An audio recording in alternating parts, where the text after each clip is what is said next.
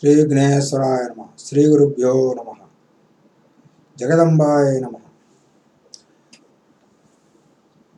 సురా సంపూర్ణ కలశం రుధిరాప్లుతమేవ దదావా హస్తపద్మాభ్యాం కూష్మాండా శుభదాస్తు మే. శ్రీదేవి భాగవతం వింటూ ఉన్నాము. చతుర్థ స్కందంలో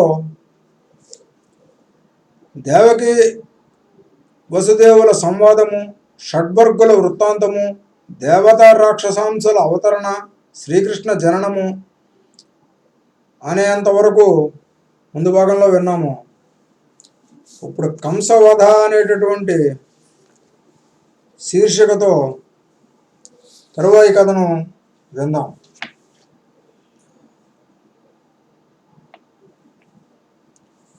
శ్రీకృష్ణుడు జన్మించాడు. యశోద దగ్గరికి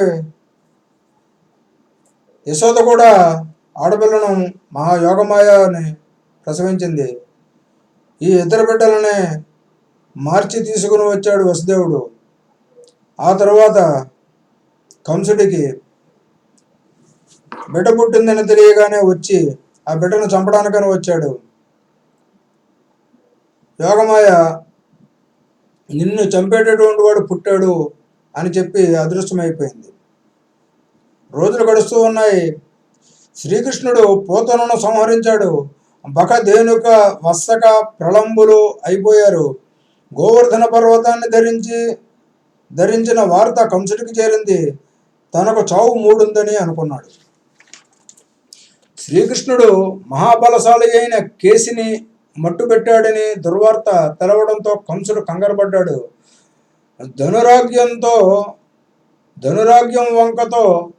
ధనుర్యాగం వంకతో బలరామకృష్ణులను ఆహ్వానించి అంతమొందిద్దామనుకున్నాడు. అక్రూరుడితో ఆహ్వానం పంపించాడు. రథారూఢుడై బలరామకృష్ణుడు కంసుని సన్నిధికి వచ్చారు. ధనుస్సును విరిచారు. రాజరికమనే ఏనుగును సంహరించారు. చాణూరు ముష్టికులను మర్దించారు. తోసలను మట్టి కరిపించారు. చివరికి కంసుడిని చుట్టుపట్టి ఈడ్చి కృష్ణుడు సంహరించాడు. దేవకి వసుదేవులను చెరవిడిపించాడు. ఉగ్రసేనుడికి రాజ్యం అప్పగించాడు.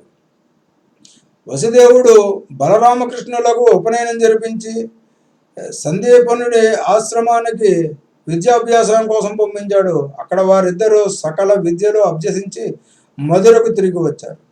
అప్పటికి 12 ఏళ్ల వయస్సు. మగధాధీశుడైన జరాసంధుడు కంసుడికి మామగారు.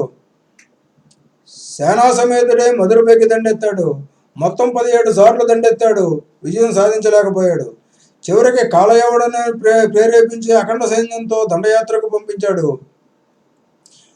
యవనుడు తరలి వస్తున్న వార్త తెలిసి శ్రీకృష్ణుడు యదువీరులతో సమాలోచనలు జరిపాడు.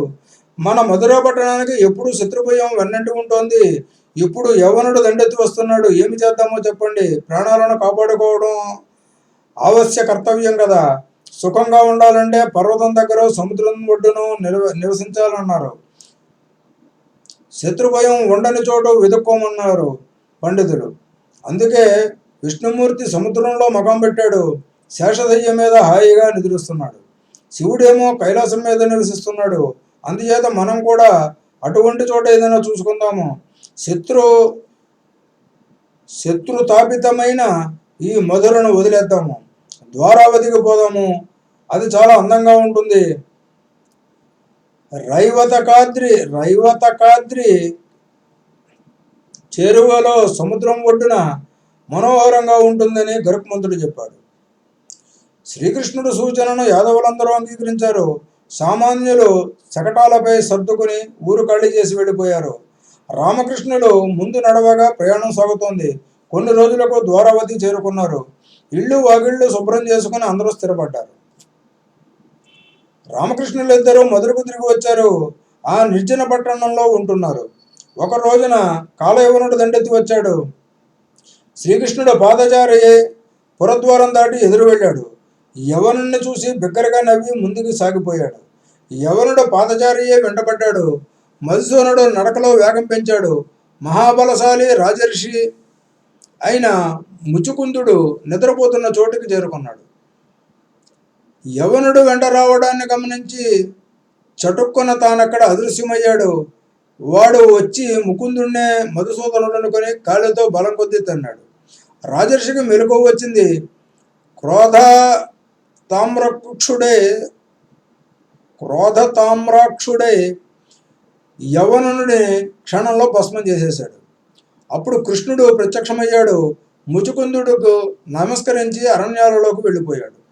శ్రీకృష్ణుడు బలరాముణ్ణి కలుపుకొని ద్వారకకు చేరుకున్నాడు. ఉగ్రసేనుడు తమ రాజుగా యాదవులంతా సుఖంగా కాలం గడుపుతూ ఉన్నారు. ప్రద్యుమ్నాపహరణం. శ్రీకృష్ణుడు శిశుపాలుడి బారి నుంచి తప్పించి రుక్మిణి దేవిని అపహరించి తెచ్చి రాక్షస వివాహం చేసుకున్నాడు. అటుపైన క్రమక్రమంగా జాంబవంతి, సత్యభామ, మిత్రవింద, కాళింది, లక్షణ, భద్ర, నాగనజితి అనే కన్యలను పరిణయమాడాడు. అష్టమహిషులతో ఆనందాన్ని అనుభవించాడు. రుక్మిణీదేవికి ప్రద్యుమ్నుడు అత్యంత సుందరాకారుడు జన్మించాడు. జాతకర్మాదులు అయ్యాయి. ఒకనాడు శంబరాసురుడు మాయారూపంలో వచ్చి పురిటింటి నుంచి బాల ప్రద్యుమ్నుడిని అపహరించి తీసుకుపోయాడు. తన పట్టణానికి ఎత్తుకుపోయి మాయావతికి సమర్పించాడు. వసుదేవుడు పుత్రశోకంతో వెలువలలాడాడు. మనస్సులో జగన్మాతను శరణు వేడుకున్నాడు. వృతాసురాది మహారాక్షసులను సంహరించిన యోగమాయను స్తుతించాడు. పరాశక్తి, పూర్వజన్మలో నా తపస్సులను నువ్వు మెచ్చుకున్నావు. నారాయణుడిగా అంటే ధర్ముడి కుమారుడు బదరికాశ్రమంలో 1000 సంవత్సరాలు తపస్సు చేసి నీ అనుగ్రహం పొందాను. మర్చిపోయావా తల్లి? ఈవేళ పురిటింటి నుంచి ఎవరో నా బిడ్డను అపహరించి తీసుకుపోయారు. దుర్బుద్ధితోనే తీసుకుపోయారో, వేళాకోళానికి తీసుకుపోయారో, నా అహంకారం మీద మాత్రం దెబ్బ వేశారు. అమ్మా, నీ భక్తుడికి ఇలా అవమానం జరిగితే నీకు అప్రతిష్ట కాదా? ఈ ద్వారకా పట్టణము ఒక మహాదుర్గము. కట్టుదిట్టమైన కాపలా ఉంది. ఇందులో నేనుంటున్న ఇల్లు మధ్య భాగంలో ఉంది.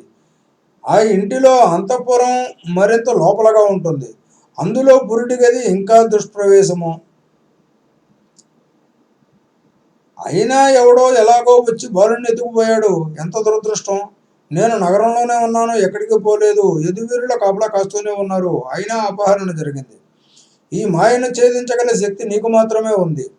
అమ్మా, నీ చరితం దురవగాహం, అతి నిగూఢం. అన్నీ తెలుసుననుకుంటున్న నాకే తెలియదు. ఇంకా సాధారణ దేహదారుల సంగతి చెప్పాలా? తల్లి, నా బిడ్డ ఏమైపోయినాడు? ఎక్కడికి పోయినాడు? ఇదంతా నువ్వు కల్పించిన మాయాతర. దయచేసి తెర తొలగించు. నీ లీలలో చిత్ర విచిత్రంగా ఉంటాయి. దేవకి గర్భం నుంచి బలరాముణ్ణి హరించి రోహిణి గర్భంలో ప్రవేశపెట్టావు. తల్లి ఒడి నుంచి నన్ను అపహరించి యశోదమ్మ పొత్తిళ్లలో పడుకోబెట్టావు. జగన్మాత, నీ మాయాశక్తి అపారము. త్రిగుణాత్మకంగా జగత్తును సృష్టిస్తున్నావు, పాలిస్తున్నావు, ఉపసంహరిస్తున్నావు. ఇది నీకొక నిత్య క్రీడ. సంసారులకు పుత్రోత్సాహాన్ని కలిగిస్తున్నావు, పుత్ర విరహాన్ని రుచి చూపిస్తున్నావు. మా సుఖదుఖాలతో నువ్వు క్రీడిస్తున్నావు, వినోదిస్తున్నావు. ఇంతే కాకపోతే నాకు ఈ పుత్ర విరహం ఏమిటి? ప్రద్యుమ్నుని జనని రుక్మిణి ఓలున విలపించింది. నేను సన్నిధిలో ఉండి ఓదార్చలేకపోతున్నాను. ఏ లలితే, మా దుఃఖాన్ని నువ్వు అర్థం చేసుకోలేకపోతున్నావు. దుఃఖితులకు, భవరోగ పీడితులకు నువ్వే కదా దిక్కు. మా దుఃఖాన్ని కడతీర్చు. ఏ సంసారికైనా పుత్రోత్పత్తి అనేది సుఖదుఖాలకు పరసీమ కదా. అలాంటి సుఖాన్ని నాకు అందించినట్టే అందించి ఎందుకు దూరం చేసావు? నా గుండె పగిలిపోయేట్టుంది. అమ్మా, దారి నువ్వే చూపించాలి. నీకు సంతృప్తికరంగా యజ్ఞం చేస్తాను, వ్రతం చేస్తాను, పూజలు జరుపుతాను. నా పుత్రుడిని నాకు దక్కించు. కృష్ణుడి ప్రార్థనకు ఆదిపరాశక్తి ప్రత్యక్షమైంది, ఓదార్చింది. జనార్దన, దుఃఖించకు. ఒక పురాతన శాపం కారణంగా శంబరుడు తన యోగశక్తితో నీ పుత్రుడిని అపహరించాడు. 16వ ఏడు వచ్చేసరికి ప్రద్యుమ్నుడు తన బలంతో ఆ రాక్షసులను సంహరించి నిన్ను కలుసుకుంటాడు. సందేహించకు, ఇది నా అనుగ్రహం అని చెప్పి జగన్మాత అదృశ్యమైంది. శ్రీకృష్ణుడు, రుక్మిణి ప్రబుద్ధులు ఊరడిల్లారు. జనమేజయుడికి ఇక్కడ ఒక సందేహం కలిగింది. వ్యాసుడిని అడిగాడు, మహర్షి, వైష్ణవాంశ సంభూతుడైన శ్రీకృష్ణుడికి దుఃఖమేమిటి? సూతిగా గృహం నుంచి బాలుడిని ఎవడో అపహరించి తీసుకుపోతుంటే తెలుసుకోలేకపోవడం ఏమిటి? అడ్డుకోలేకపోవడం ఏమిటి? అంత రక్షణ ఉన్న సూతికా గృహం నుంచి ఆ శంబరుడు అసలు ఎలా అపహరించగలిగాడు? ఇదంతా ఆశ్చర్యంగా ఉంది, కొంచెం వివరించి నా సందేహాలు తీర్చు అని అడిగాడు. వ్యాసుడు వివరించడం మొదలుపెట్టాడు. మానుష జన్మలో మానుష లక్షణాలే. జనమేజయ, మాయాశక్తి చాలా బలవతి, మానవుల బుద్ధిని దారుణంగా మోహపరుస్తుంది. అది శాంభవి విద్య. మానవ జన్మ ఎత్తిన తర్వాత ఎంతటి మధుసూదనుడికైనా మానవ లక్షణాలు తప్పవు. పూర్వజన్మలో దేవతల దానవుల అనేది అప్రధానము. మానుష జన్మ మానుష లక్షణాలు తప్పవు. ఆకలి, దప్పిక, నిద్ర, భయము, వ్యామోహము, శోకము, సంశయము, హర్షము, అభిమానము, వార్ధక్యము, మరణము, అజ్ఞానము, గ్లాని, అప్రీతి, ఈర్ష్య, అసూయ, మదం, శమం ఇవన్నీ మానవదేహం ధరించిన వారికల్లా తప్పని గుణాలు. అందుకే రాముడు కూడా తన పట్టాభిషేకం భంగమవుతుందని కానీ, కాంచన మృగం ఉందని కానీ, సీతాదేవి అపహరింపబడుతుందని కానీ, జటాయువు మరణిస్తాడని కానీ ముందుగా తెలుసుకోలేకపోయాడు. అలాగే దశరథ మరణాన్ని తెలుసుకోలేకపోయాడు. అజ్ఞుడిలా అడవి తిరిగాడు. సీతజాడ తెలుసుకోలేకపోయాడు. వానరుల సహాయం అపేక్షించాడు. వారే సీతమ్మ జాడ తెలుసుకుని వచ్చి చెప్పారు. సముద్రానికి సేతు కట్టారు. రావణ సైన్యంతో ఘోర యుద్ధం చేశారు. ఆ యుద్ధంలో రాముడు నాగపాశబద్ధుడయ్యాడు, తెలుసు కదా. గరుత్మంతుడు వచ్చి విడిపించవలసి వచ్చింది. సరే, కట్టకడపడికి రావణను సంహరించాడనుకో, అది కాదు. తాను జనార్దనుడై ఉండి సీతాదేవి సౌశీల్యాన్ని గ్రహించలేకపోయాడు. అగ్ని పరీక్ష పెట్టాడు. పోనీ అంటే మరికొన్నాళ్ళకి లోకోపవాదానికి భయపడి పట్టమహిషిని నిండు గర్భవతిని అడవులకు పంపివేశాడు. అక్కడ కుశలవులు జన్మించారు. అది తెలుసుకోలేకపోయాడు. వాల్మీకి చెప్పవలసి వచ్చింది. చివరికి సీతాదేవి పాతాళానికి వెళ్ళిపోవడం కూడా రాముడికి తెలియదు. ఒళ్ళు తెలియని ఆ కోపంలో సోదరులపై విరుచుకుపడ్డాడు. తనకు కాలం ఆసన్నమైనదన్న సంగతి మాత్రం తెలుసుకోగలిగాడా? అది లేదు. మానుష దేహాన్ని ఆశ్రయించాడు కాబట్టి అన్ని మానుష చేష్టలే ఆచరించాడు. ఇప్పుడు శ్రీకృష్ణుడు అంతే. కంసుడికి భయపడి గోకులం చేరుకున్నాడు. జరాసంధుడికి భయపడి ద్వారకావతికి పోయాడు. రుక్మిణి హరణం ఒక రకంగా అధర్మమే. శిశుపాలుడికి ఇవ్వాలని కదా వారి పెద్దల నిశ్చయము.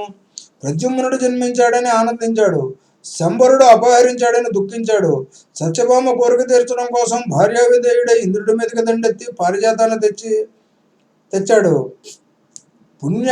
పుణ్యక వ్రతం పేరుతో సత్యభామ ఈ కృష్ణుణ్ణి చెట్టుకి కట్టేసి నారదుడికి దానంగా దారపోసేసింది. బంగారం ఇచ్చి విడిపించుకుంది. ఎంతటి శ్రీధరుడో అనిపిస్తాడు. శ్రీకృష్ణుడి శివదీక్ష. రుక్మిణీ ప్రభుతులకు ప్రద్యుమ్నాథులు జన్మించారు, కానీ జాంబవంతికి కడుపు మండలేదు. దీనురాలై యోచిస్తే శ్రీకృష్ణుడు పుత్రకామయ్యే 6 నెలలు ఉగ్ర తపస్సు చేశాడు.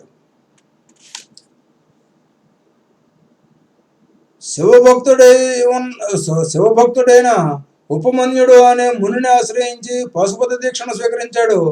ముండి దండి అయ్యాడు. ముండి అంటే బోడుగుండు, దండి అంటే దండం ధరించినవాడు. మొదటి నెల రోజులు కేవలం పళ్ళు ఫలాలే భుజించి శివధ్యానపరుడి శివమంత్రాన్ని జపించాడు. 2వ నెలలో జలమే ఆహారంగా ఒంటికాలి మీద నిలిచి తపస్సు చేశాడు. 3వ నెలలో వాయుభక్షణం మాత్రమే చేస్తూ కాలి బొటకన వేల మీద నిలబడి శివమంత్రం జపించాడు. చివరికి 6వ నెలలో శివుడు అనుగ్రహించి ప్రత్యక్షమయ్యాడు. యదునందన, కామపురంలో నన్ను దర్శించిన భక్తుడికి కామశేషం ఉండడానికి వీలు లేదు. ఏం కావాలో కోరుకో అన్నాడు. శ్రీకృష్ణుడు శంకరుడి పాదాలకు సాష్టాంగపడ్డాడు. లేచి నిలబడి మేఘ గంభీర స్వరంతో స్తుతించాడు. దేవదేవ జగన్నాథ, సర్వ ప్రాణకోటికి ఆర్తి తీర్చేవాడా, విశ్వకారణ, రాక్షస సంహారక, త్రైలోక్యకారక, నమో నమః. నమో నమః. నీలకంఠ, త్రిశూలధారి, పార్వతీ వల్లభ, దక్షాధ్వర ధ్వంసక, నీ దర్శనంతో ధన్యుడినయ్యాను. నీ పాదాలకు నమస్కరించడంతో నా జన్మ సఫలం అయ్యింది. ఓ జగద్గురు, నేను ఈ సంసారంలో బందీ అయ్యాను. శ్రీమయ పాశాలతో బద్ధుడినయ్యాను. రక్షణ కోరి నేను శరణు వేడుతున్నాను. ముక్కంటి, ఈ మానుష జన్మ ఎత్తి ఎంతో ఖిన్నుడిని అయ్యాను, భవభీతుడిని అయ్యాను. నువ్వే దిక్కు, నువ్వే శరణు, త్రాహిమాం త్రాహిమాం. మన్మథాంతగా గర్భవాసంలో మహాదుఖం అనుభవించాను. పుట్టిన వెంటనే కంసభయంతో గోకులానికి పారిపోయాను. అక్కడ గోధువులతో కొట్టుకుపోయిన జుట్టు నేను. అలా గడిచిపోయింది బాల్యం. ఒక మిలేచ్ఛరాజుకి యవనుడికి భయపడి ద్వారకు చేరుకున్నాను. తాత తండ్రుల కాలం నాటి మధురా సుందర పట్టణాన్ని వదులుకున్నాను. యయాతి శాపానికి భయపడి ధర్మ రక్షాపరుడనే రాజ్యాన్ని ఉగ్రసేనుడికి సమర్పించి నేను దాసుడినై కాలం గడుపుతూ ఉన్నాను. శంభో, సంసార దుఃఖసాగరం తెలిసి అదే చేస్తున్నాను. శ్రీవసుడనే పారతంత్ర్యం అనుభవిస్తున్నాను. మోక్ష చెందన అనేదే కరువైంది. ఇదిగో ఈ తపస్సుకి కూడా సంసారమే కారణము. రుక్మిణికి ప్రద్యుమ్నుడు జన్మించాడని, జాంబవంతి తనకు కొడుకు కావాలని నన్ను తపస్సుకు ప్రేరేపించింది. పుత్రార్థిని సకామంగా తపస్సు చేశాను. దేవేశ, నిజం చెబుతున్నాను. ఇలా నిన్ను ప్రార్థించాలంటే సిగ్గుగా ఉంది. మోక్షప్రదుడవైన నిన్ను ఆరాధించి ప్రసన్నుని చేసుకుని ఒక తుచ్చము అశాశ్వతము అయిన వరాన్ని ఎవడైనా కోరతాడా? నేను కోరుతున్నాను. ఎంత మూర్ఖుడినో చూసుకో. ప్రభు, మాయా విమూఢాత్ముడనే పుత్రసుఖము యాచిస్తున్నాను. నిన్ను ముక్తి ఇమ్మని కోరాలి, కానీ కామిని ప్రేరితుడై ఇదే కోరుతున్నాను. సంసారం దుఃఖ సాధనమని తెలుసు, అనిత్యమని, ధర్మ వినాశకమని తెలుసు. అయినా నాకు విరతి లేదు, ముక్తి లేదు. శాపం వల్ల ఈ భూలోకంలో ఇలా జన్మించాను. మాయాపాశబద్ధుడినే దుఃఖాలు అనుభవిస్తున్నాను. బహుశా ఎందుకే జన్మించాను కాబోలు. గోవిందుడు తన వేదనను విన్నవించుకున్నాడు. మహేశుడు అనునయంగా బదులు పలికాడు. శ్రీకృష్ణ, నీకు చాలామంది పుత్రులు ఉదయిస్తారు. 16,050 మంది నీకు భార్యలవుతారు. వారిలో ఒక్కొక్కరికి 10 మంది మహాబలశాలులు పుత్రులు జన్మిస్తారు అన్నాడు. అప్పుడు పార్వతీదేవి కల్పించుకుని, జనార్దన, నువ్వు ఈ లోకంలో గృహస్థాశ్రమంలో 100 సంవత్సరాలు ఉంటావు. అటుపైన బ్రాహ్మణ శాపం వల్ల, గాంధారి శాపం వల్ల నీ వంశం నశిస్తుంది. శాపమోహితులై నీ పుత్రులు పరస్పరము చంపుకుంటారు. నువ్వు నీ సోదరుడు మానవ శరీరాలు విడిచిపెట్టి దేవలోకం చేరుకుంటారు. జరగవలసింది ఇది జరుగుతుంది. ఇందులో దుఃఖించవలసినది ఏమీ లేదు. అవశ్య భవితవ్యాలకు ప్రతిక్రియలు ఉండవు.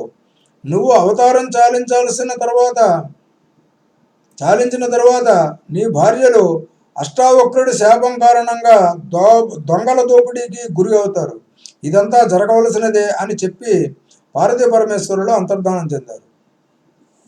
శ్రీకృష్ణుడు తృప్తి చెంది ఉపమన్యుడికి కృతజ్ఞతాపూర్వకంగా నమస్కరించి ద్వారవతి చేరుకున్నాడు.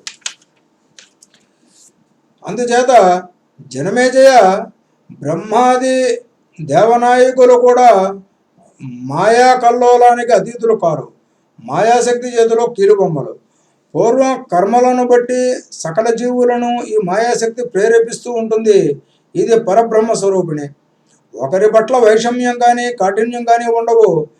జీవ మోక్షం కోసమే నిరంతరము యత్నిస్తూ ఉంటుంది. ఈ మాయాశక్తి లేకపోతే చరాచర జగత్తు లేదు, వట్టి జడంగా ఉండిపోయేది. అందుకే జగజ్జనని కరుణించి జీవకోటినంతటిని ఎల్లప్పుడూ ఇలా ప్రేరేపిస్తూ ఉంటుంది. అందుచేత అందరూ మోహవ్యవస్థలు కావలసిందే, లేకపోతే చైతన్యమే లేదు. సురాసురులందరూ మాయకు లొంగిన వారే, మాయాధీనులే. స్వతంత్రురాలు ఆ ఒక్క మాయాదేవి మాత్రమే. అందుకని సర్వాత్మన ఆ జగదీశ్వరుని సమర్చించాలి. ఈ ముల్లోకాలను అంతకు మించి శక్తి లేదు. ఆ పరాశక్తి పదాలను అర్చించడం, స్మరించడం జన్మకు సాఫల్యం. దేవీ సమర్చన చెయ్యని వంశంలో జన్మించడం దురదృష్టము. అటువంటి జన్మ ఎవరికి కలుగుకుండుగాక. నేనే దీనిని, నేనే దేవిని, ఇతరుణ్ణి కాను, నేనే బ్రహ్మను, అందుచేత నాకు దుఃఖం లేదు అనే భావంతో నిరంతరము జగదంబకుని ధ్యానించాలి. గురుముఖత ఈ వేదాంత భావనను నేర్చుకొని అలవరుచుకొనిన ఏకాగ్రచిత్తంతో ఆత్మరూపిణిని ధ్యానించాలి. అప్పుడే కర్మ విముక్తి. శ్వేతాశ్వరాది మహర్షుల నిర్మల హృదయులే ఆత్మస్వరూపిణిని తెలుసుకుని, శ్వేతాశ్వతరాది మహర్షులు నిర్మల హృదయాలే ఆత్మస్వరూపిణిని తెలుసుకుని భవబంధ విముక్తులయ్యారు. భార్యా సమేతులై త్రిమూర్తులు ఎప్పుడూ ఈ సచ్చిదానంద రూపిణిని సేవిస్తూ ఉంటారు. జనమేజయ, నువ్వు అడిగిందల్లా చెప్పాను. బహుశా నీ వేదన భవతాపము తీరిందనుకుంటాను. ఇంకా ఏమి వినాలనుకుంటున్నావో అడుగు, చెబుతాను అన్నాడు వ్యాసుడు. సౌనకాది మునులారా, వ్యాస భగవానుడు జనమేజయుడికి చెప్పినది అంతా మీకు వివరించాను. ఏమైనా సందేహాలుంటే అడగండి అన్నాడు సూతుడు. చతుర్థ స్కంధము శ్లోకాలు 1418 అంతా మనం విన్నాము. శ్రీ జగదంబార్పణమస్తు. స్వస్తి.